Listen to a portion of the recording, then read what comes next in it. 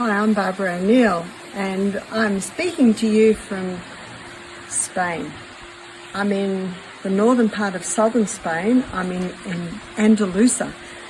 As I'm driving from Malaga airport to where I'm staying now, in this beautiful mountain area, it's very, very dry. But when we get here, it's beautiful green hills, as you can see round about me.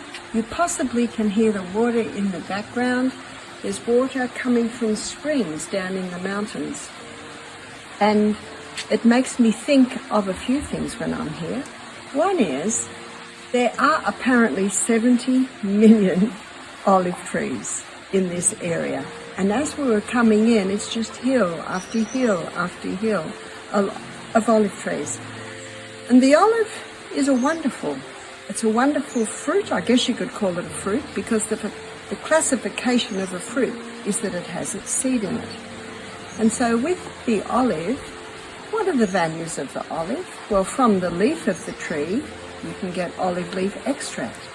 And that's particularly helpful if someone has a problem where they want to conquer yeast or maybe a bacteria, something happening in their body, because the olive leaf is antifungal, it's antibacterial. A lot of people have found help with that.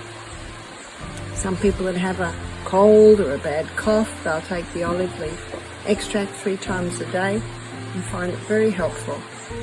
But probably the olive tree is most known for the olives. And I've been having olives every morning. I've been having olives on the sourdough bread that the house I'm staying in are making it. And olives on bread are very, very nice. But what I put on my bread under the olives is a little olive oil. And the olive oil in this area is beautiful. Olive oil has been used for centuries. It's an excellent oil. But ideally you buy extra virgin, first cold pressed olive oil in a dark bottle or in a tin, because it does have one empty spot on its molecular structure. And so it is light sensitive, it is heat sensitive, and it is oxygen sensitive. In fact, when I do a stir fry or if I do a lentil dish, I put the olive oil in at the end. It gives a beautiful flavour, and you haven't destroyed the basic structure of the oil. I like putting a little oil on my bread, and then I cut up the olives and put them on top. Olives are high in, yes, fibre. Olives are also high in protein, and they have that wonderful oil in them. Yes, the olive oil is made from pressing the olives into the oil. Do we need to do that? Yes, we do, because we need that oil. Often I'm asked, Barbara, what moisturiser do you put on your skin? I don't, and I believe the reason is that I keep well hydrated. The other reason is that I eat oil. I don't eat much, it's very concentrated.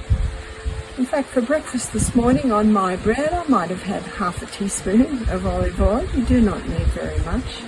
And then I'll put the olives on top. So how many olives did I have? Oh, I probably had maybe 4 or 5. Olives are a great additive to all salads. They're a great additive to actually every meal. Some people say, can you mix fruit and vegetables together? Well, as a rule we don't, but there are some that are classified as fruit, but they're savoury fruits, like the olive, the avocado, the tomato, the cucumber, the eggplant, and here in Spain they call it aubergine, the pumpkin. They're what's considered savoury fruits. So because they are not high in sugars, they go very nicely with fruit or vegetables. So yes, I had some delicious figs this morning. I also had some of the plums off a local tree. I had some chia seed, I had some almonds, Brazils, and then I had sourdough spelt bread with a little olive oil and some olives and some avocado. That's actually a complete meal.